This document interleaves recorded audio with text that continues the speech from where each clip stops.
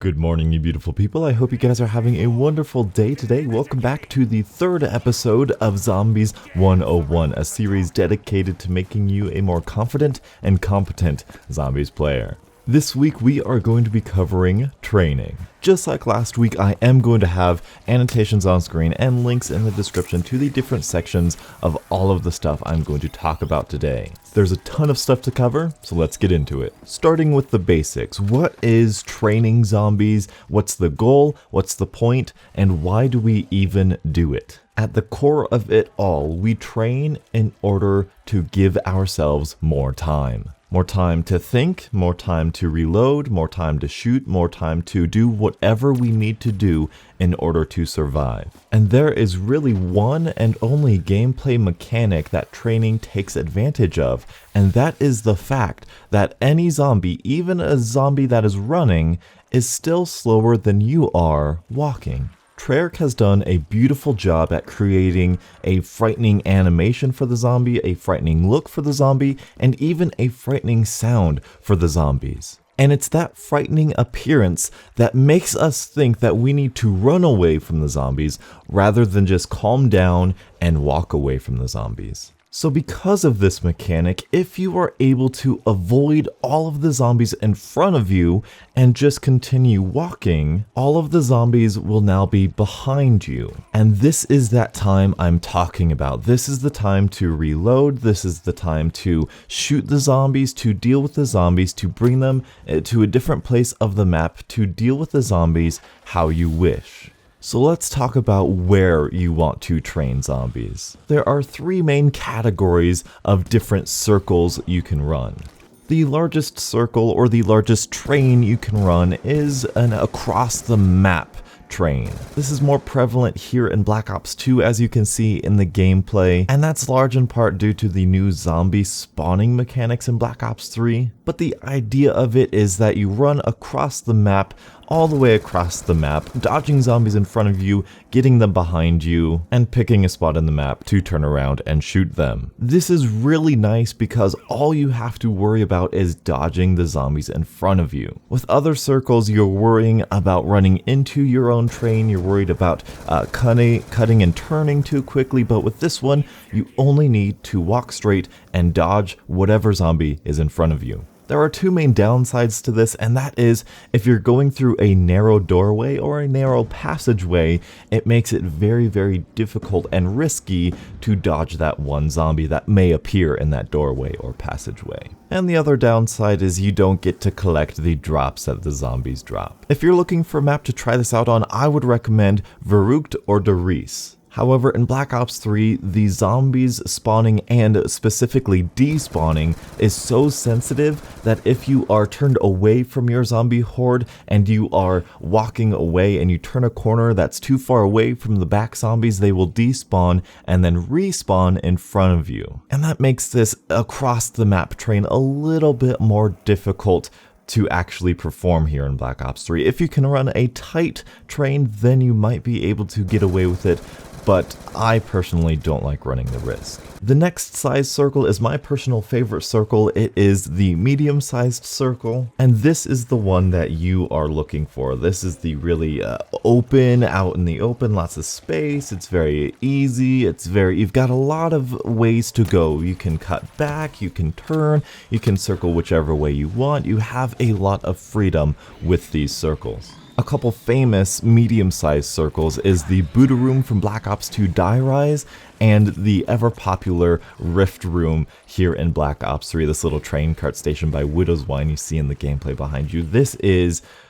I would recommend this room if you are learning how to train zombies. You have a lot of time to look at where you're going and prepare to dodge the zombie that is coming in that direction. You have a lot of reaction time and a lot of different ways you can actually go about it. You can collect drops very, very easily, just make one more pass around you, and you have plenty of time to sort of sprint ahead, turn around, and shoot all of the zombies in your train. The only real downside of this is that it might not be the most compact train there is. You can kind of see in the gameplay, they sort of get stuck in that middle train cart a little bit, and they might not be as tight together as they possibly could be. be. And this could in turn make the rounds themselves go a little bit slower. However, this is probably the safest circle you could run. And that leaves us with the small circle. This circle is fast, it's compact, and it's challenging.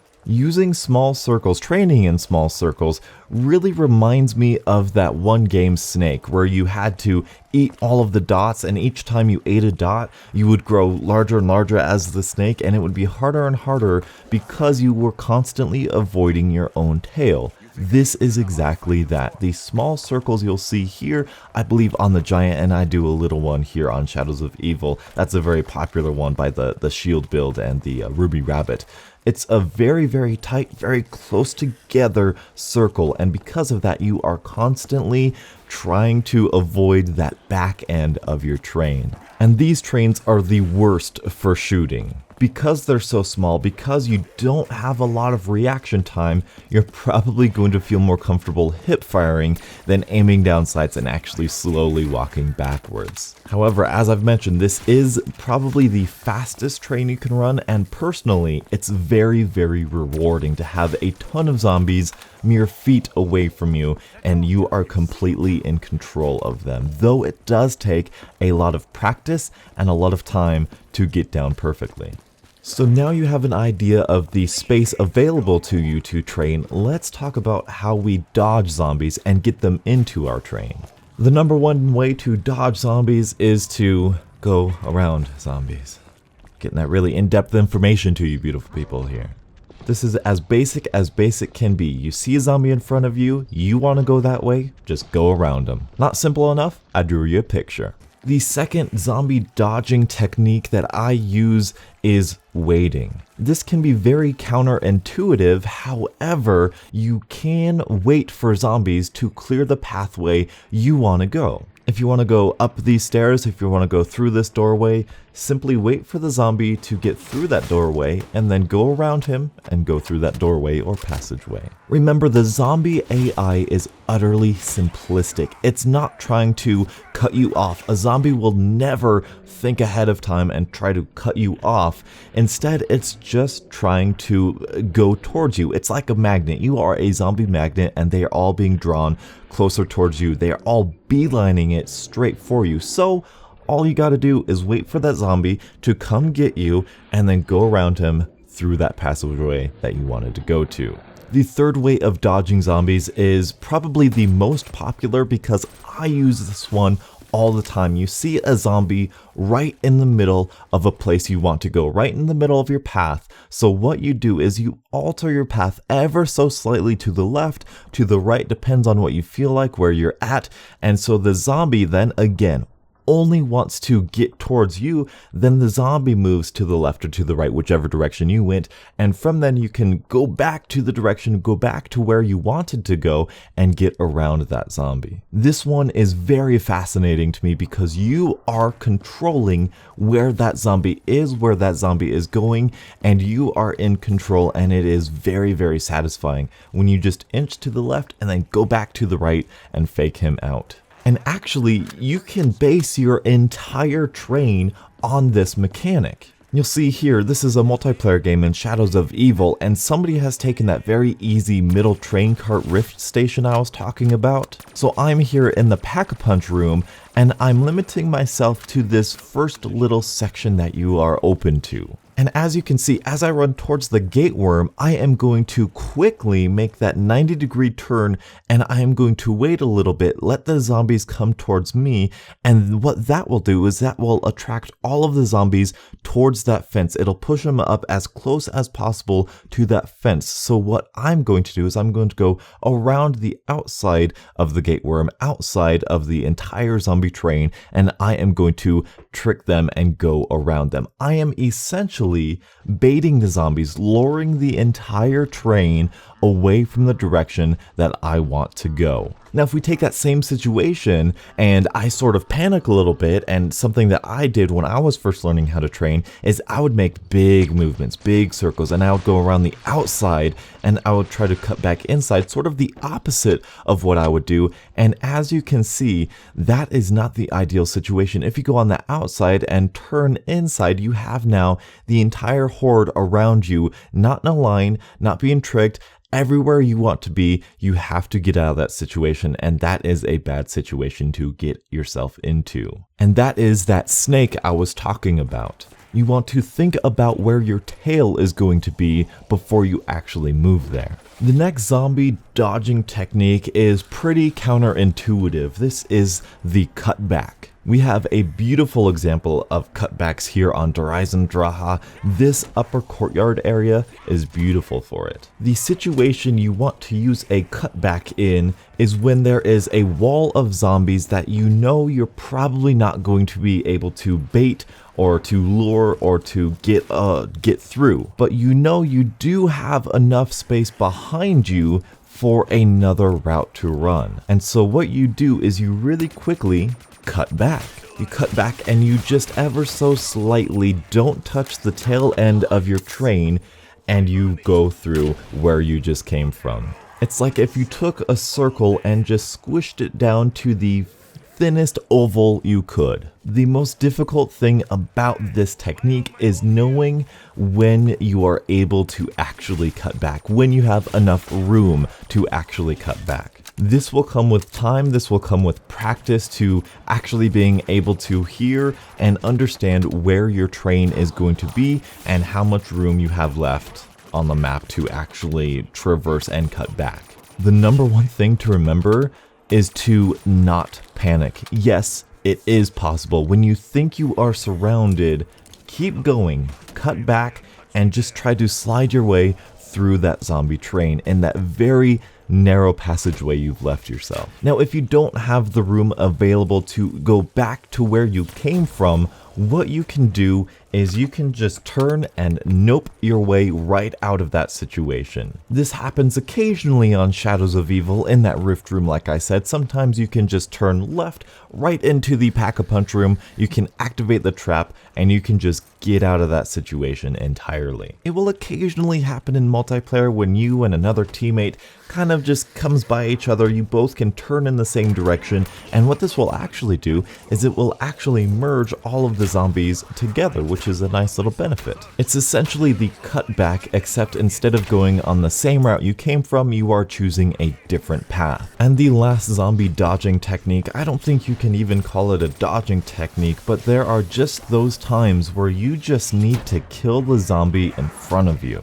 When I was first learning how to train, I would be so focused on trying to train effectively that I would forget that I actually have a weapon in my hands. Do not be afraid to use the gun you have and get the zombies out of your way.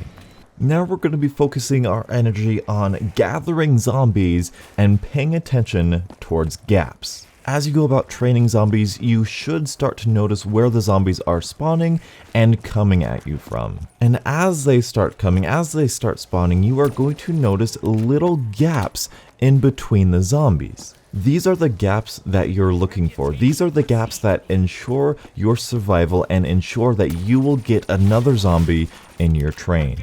The most important aspect of these gaps in training in general is looking where you're going to go. There are 3 things you can do in order to manipulate these gaps. It's difficult to sort of teach you the feel of a gap, but I'm going to do my best. If you are running in your circle and you see a gap, but it's disappearing, then don't be afraid to sprint through that gap. Hurry up so that you make it through the gap. Now that you've sprinted through, those zombies are now part of your own train. The next thing you can do is pretty obviously slow down. If you see a gap kind of far up the zombie spawnings, then you kind of need to slow down a little bit, maybe run in a bigger circle just a little bit to try to time it correctly to run through that gap and collect all of those zombies. And finally, you can use any one of the dodging techniques if you don't see a gap. You can bait a zombie. I like baiting and luring zombies a little bit. You can shoot a zombie.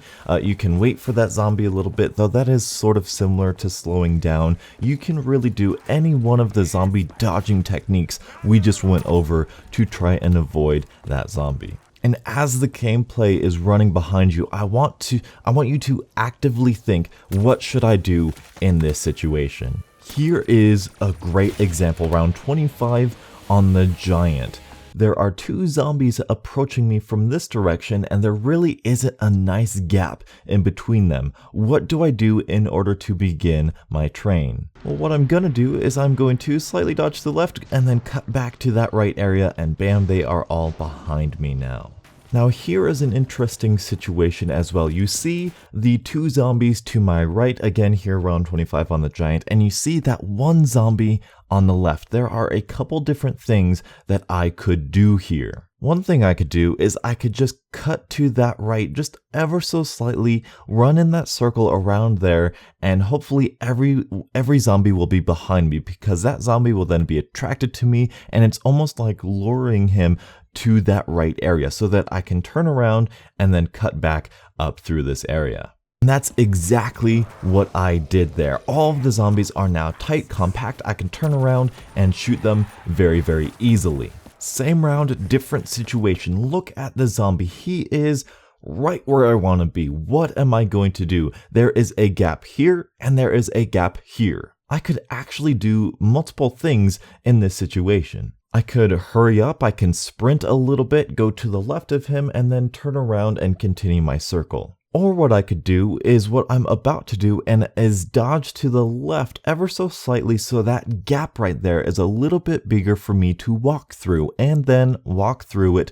comfortably. That is exactly what I did there. And again, I have him behind me, I have the train all nice and set, I'm ready to go, just keep on circling, keep on running, and then electrocute the zombies with the Wunderwaffe. These situations happen dozens of times in a single given round. Training, looking where you're going, is so mentally demanding. You have to constantly be thinking, where are you going? Where are they coming from? Which gap can I take? Where can I go? Where are they coming from? Over and over and over again. Each zombie that you dodge, each zombie that you bait is a victory. Each time, each situation is entirely different. Moving on to once we have our zombie horde, what do we do? It's important to note that only 24 zombies at a time can be spawned in on the map, which means if you train all 24 zombies in a single given area, no more zombies will spawn. It's important to note this because once you kill a zombie, he will then respawn. And that's something to be very careful of when running trains, is that respawn once you do kill zombies. As far as how to kill your train, it is very simple and easy, but what your goal is to line up the zombies as perfectly as possible. Ideally, you would aim for headshots, and ideally, one bullet would go through multiple zombies' heads. Because of this, you are going to need a little bit of extra time to actually line up your shot, and because of that, you kind of want a little bit bigger area to actually sprint forward ahead of your zombie. The more you sprint, the more distance in between you and your train you have, the more time you have to shoot. Due to their large ammo capacity, LMGs are fantastic for dealing with that entire horde of 24 zombies. Assault rifles and SMGs, due to their lower ammo capacity, they can kind of nick off a couple zombies here and there, but it might take you a few turns around to get the zombies all dead. Most wonder weapons, like you see of course on Der Eisendrache and Shadows of Evil, are absolutely fantastic at just decimating entire hordes of zombies. And new to Black Ops 3, every single weapon that you can double pack a punch has the killing potential of wonder weapons. If you have Blast Furnace, Dead Wire, Fireworks, really turned any sort of double pack-a-punch attribute, you can deal with an entire zombie horde with a regular weapon, so long that it is double pack-a-punched. And of course, if you're running low on ammo but you have a ton of points, which hopefully you will after learning how to train, you can always take all of your zombies, through a trap, which costs a little bit of points and it won't get you any points back, but it is incredibly effective at killing all of your zombies. Before I get to my final tip, I want to say don't start training at round 5. This may seem sort of common knowledge, but there are different speeds to zombies, and I didn't know quite where to throw this in, so I'm throwing it in here with the extra stuff. In the beginning rounds, zombies like to walk, they like to shamble, and they're so slow, but occasionally you will get a runner zombie in there. And towards round maybe 7 or 8, the zombies are going to pick up their speed, and you might want to start to try and train, and if you are walking in circles, that's okay, but you need to keep in mind that is not the ideal training situation. When you have about half of the zombies running and half of the zombies walking, what it's going to do is, remember that snake comparison I made? It's going to make it so that your train is so long, because the walker zombies can't keep up with you as well as the runner zombies, and essentially you're going to have a big long tail, and if you've ever played Snake, you are probably going to run into that and become overwhelmed. I would say a safe round to start training at is round 10. And the number one tip that I can give you when learning how to train zombies: practice, practice, practice. Learn your situations, learn how fast you can run, learn what situations are under your control, learn what situations you can run through that gap, learn what situations you can't run through that gap, learn what situations you have to shoot your way through, or you can pick an alternative route through. If you play zombies and you're like, this game I'm going to learn how to train, and then you go down on round 15 and you quit, you will never ever learn. Get comfortable and get used to playing and walking right next to those absolutely hideous zombies. I was playing in a public match and I was training and everybody else was dead, and they saw me training and they were like, man, I would be freaking out right now. Don't freak out, calm down. Yes, you have a ton of zombies behind you, but remember, you are faster and you are smarter than all of them. You are in complete control. And that is my guide on how to train your zombies. As always, I really hope this was useful. Training zombies is one of my favorite things. It might be my favorite thing to do in zombies. And I hope I laid out the basics adequately enough for you. Be sure to subscribe for more Zombies 101. I am going to cover some zombies basic strategy, like, what are you doing at the beginning of a round, what are you looking for, all that sort of good stuff, as well as the double pack-a-punch attributes, as well as the drops, and some multiplayer etiquette that is desperately needed here on public matches and zombies. But anyway, thank you guys so much for watching. Leave a like if you did enjoy, and until the next absolutely beautiful Zombies morning, I will catch up with you guys later. And as always, have a great day. Insta-kill. This will not end well for most of them.